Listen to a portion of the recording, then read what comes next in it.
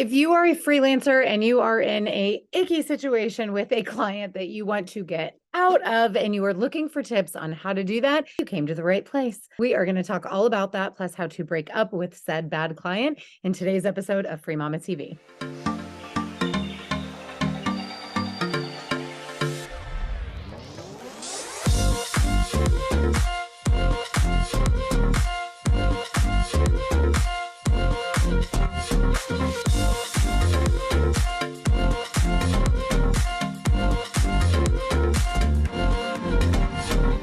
What's up? Welcome back to Free Mama TV. I'm so excited that you are here on my channel. If this is your first time here, welcome. We have over 200 episodes all about how to start, grow, and scale your virtual business from home with topics ranging from marketing and mindset and time management and business and client management. And that's what we're going to talk about today, because every now and again, as a freelancer, you might land a client, be super excited, maybe even enjoy the work that you're doing, and then somewhere along the line realize that it might not be a very good match. That could be because of mismatched communication styles.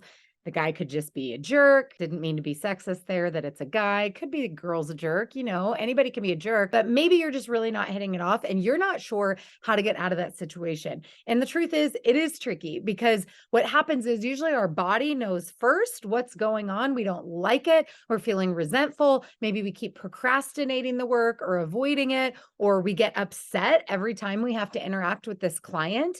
And that doesn't feel very good. However, our brain might be going, but I need this revenue, or it's helping me hit my goals, or my family's relying on this money that's coming in from this client. And so this is hard. I just want to recognize, like, if you're in this situation with a bad client and you're wondering how to navigate it, you're not alone. I've been there, and it is an icky situation. Okay, before we talk about how to get out of a bad situation, let's cover some of the most common situations that I have coached my clients through in having to either reconcile a professional relationship, which should be our first goal before we just ditch somebody and leave. We have to take our ownership in how things maybe went bad and maybe seeing if we can get back on the same page. So I want to give you kind of what some of those most common things are so that you can look out for the red flags. First is just lack of training. I was on a networking call earlier today with 7-figure business owners, and one of them runs an agency of virtual assistants in the Philippines. And she was really frustrated because she's been going through VAs very, very quickly, and her entrepreneur clients are really frustrated with their placement.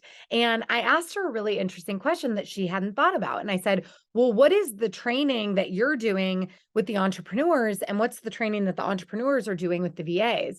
And it turned out the answer to both of those questions, shockingly, was close to zero. No training was happening. So while she was qualifying the virtual assistants and making sure that they had some training from her, no one was preparing the entrepreneurs for the fact that it's going to take some time and energy on their part to getting any sort of freelancer, any sort of contractor up to speed on their systems, their software, their brand, their voice, their values, their mission, their vision. That's not something that anybody can be hired, no matter how good you are at your craft, and just come in and like know immediately. There's going to be at least a few weeks of kind of indoctrination and training that has to happen, and the entrepreneur has to take ownership for that. That's something you can cover in your pre-qualifying questions or on a discovery call, is making sure that this is someone who understands that and is going to take the time and energy on you as an investment to be a long-term partner in their company. The second thing I see happening all the time is just unrealistic expectations in general.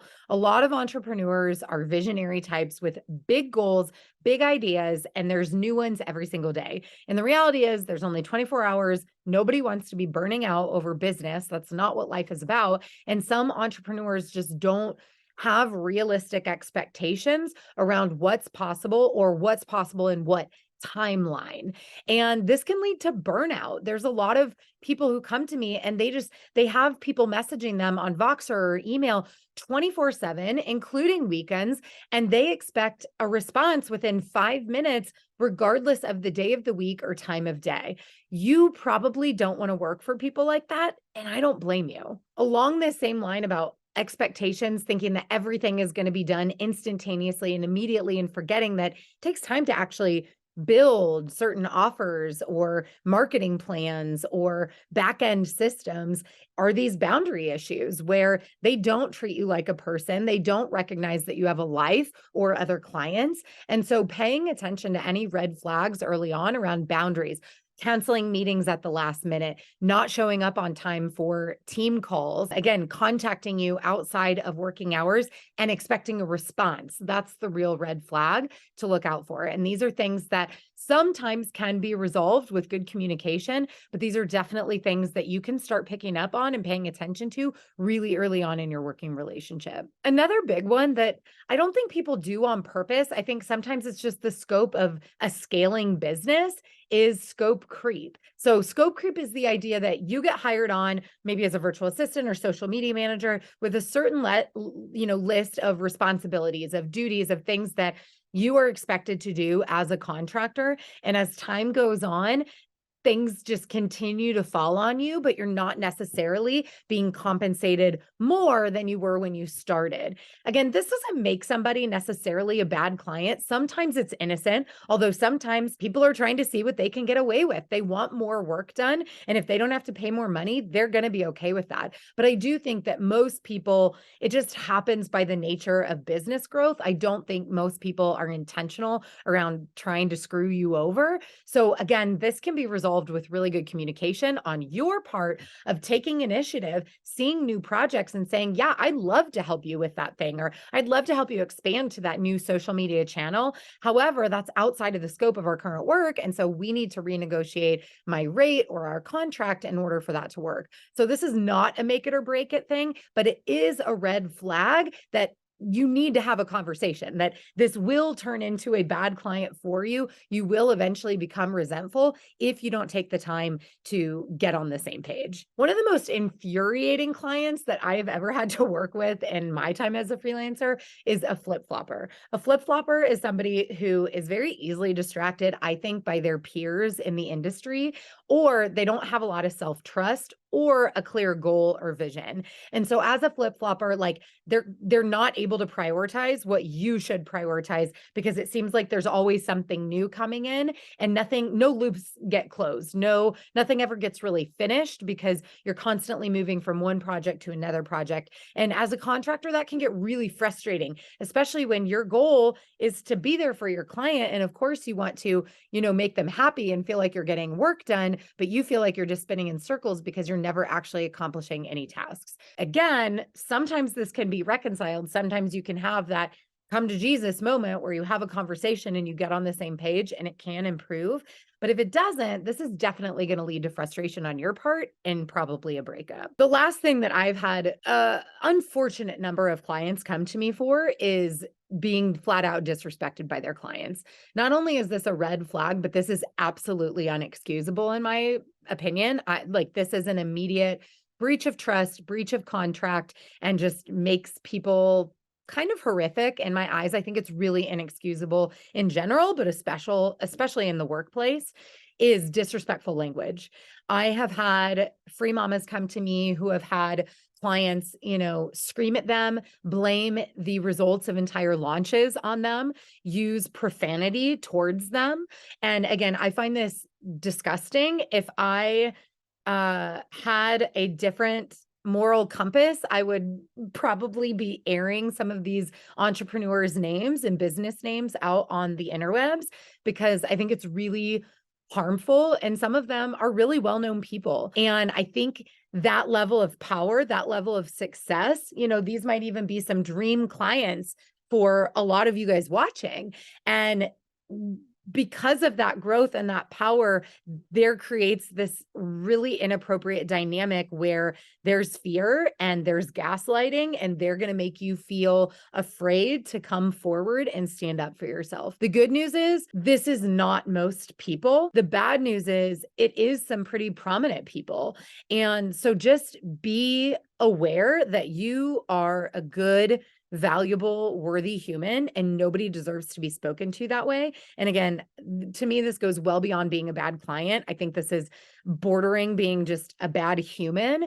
And it's really unfortunate that I've even had to deal with this with my clients and walk them through this and walk them through the regrowth of their self-esteem to be able to leave these clients and not feel like, they're going to be slandered or their reputation is going to be tarnished by this powerful entrepreneur who does have a lot of pull, especially in online industries. Like I mentioned before, your body is going to tell you long before your mind if it's time to break up with a bad client.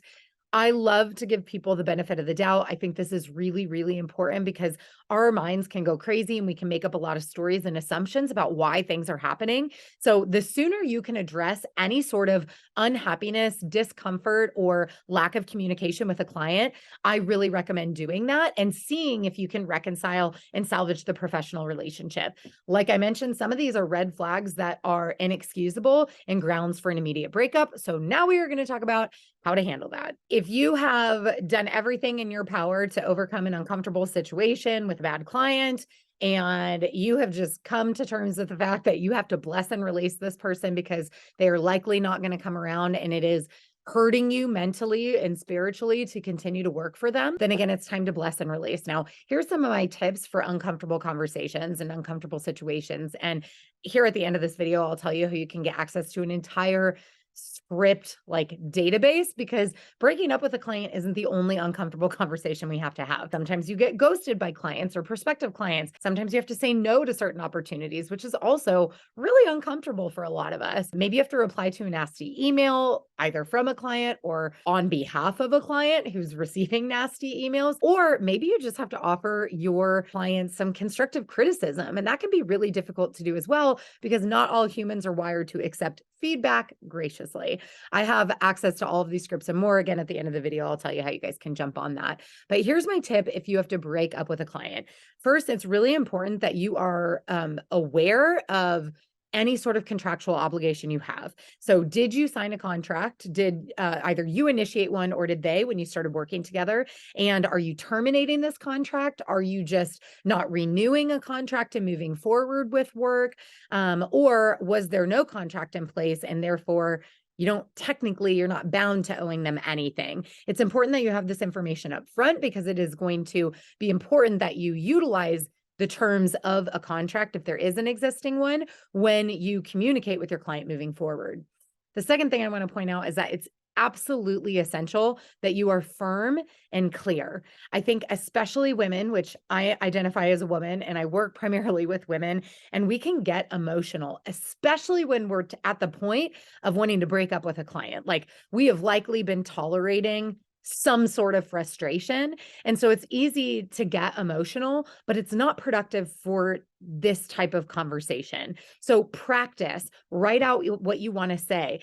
Don't make it lengthy. It should be a very short conversation. You should not end with a question or anything that's going to make it seem like this is a negotiation or open-ended. Again, firm and clear and concise are the words that I want you to keep top of mind. And I'll kind of do an example here in a minute so you can hear what this might look like. Next, I really recommend doing it face-to-face or on Zoom or on a call.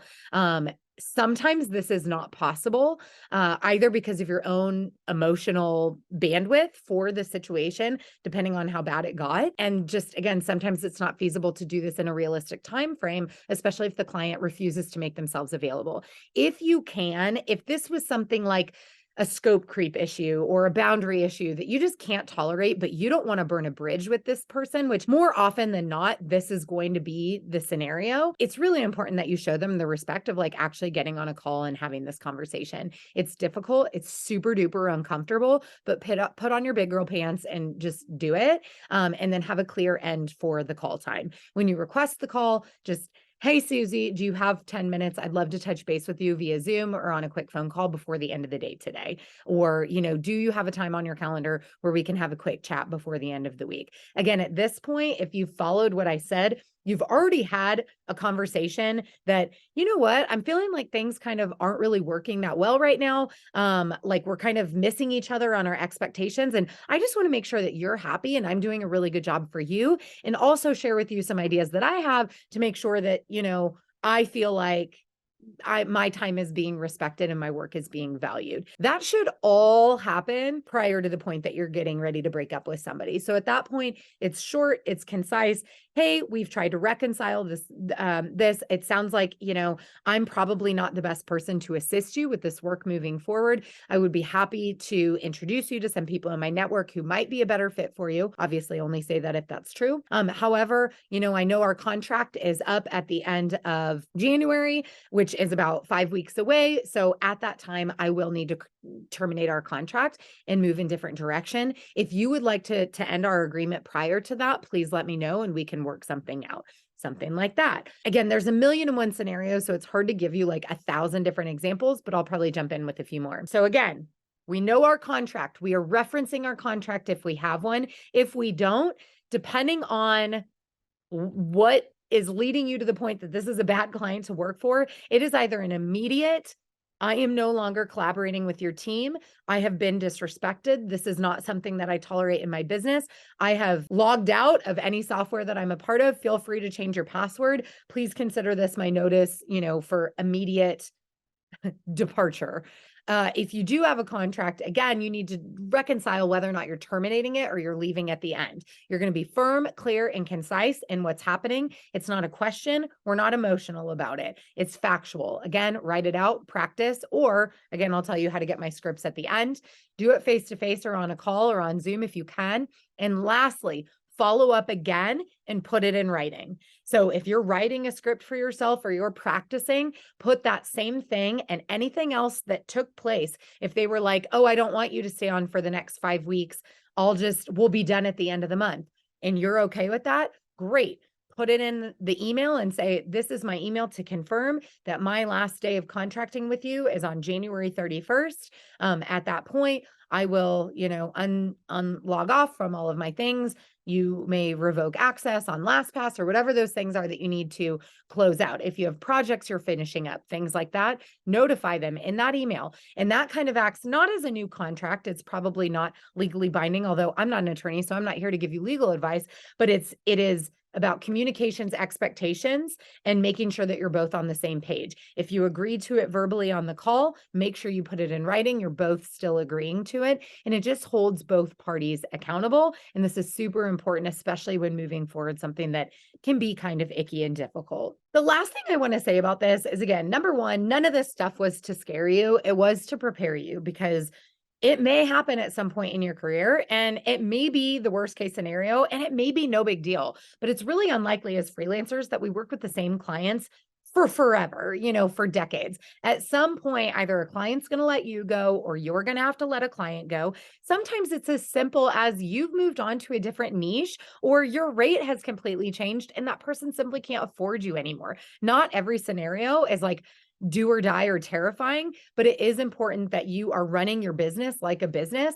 And sometimes that means breaking up with a client. Now, again, I have the full script on how to navigate these hard conversations and so many others, and that is available inside the Free Mama membership. If you don't know anything about the Free Mama yet, because you're brand new here, first of all, make sure you go join our free community, which is over on Facebook, but also I'll put a link down in the details below this video about what it means to be a Free Mama member. I've had this community for 6 years. I have dozens of courses and resources and everything you need, like I said at the beginning of this video, to start, grow, and scale a business. Plus, we do networking calls, coaching calls, Q&As, which is exactly when I would be able to guide you through a situation like this personally. So much of what we have to do in these hard conversations is navigating our own emotions. It's not actually the tactics of like what we talked about here. It's going, you know what? There's a physical weight on my shoulders. I'm not sleeping at night or I'm avoiding things and that's not like me.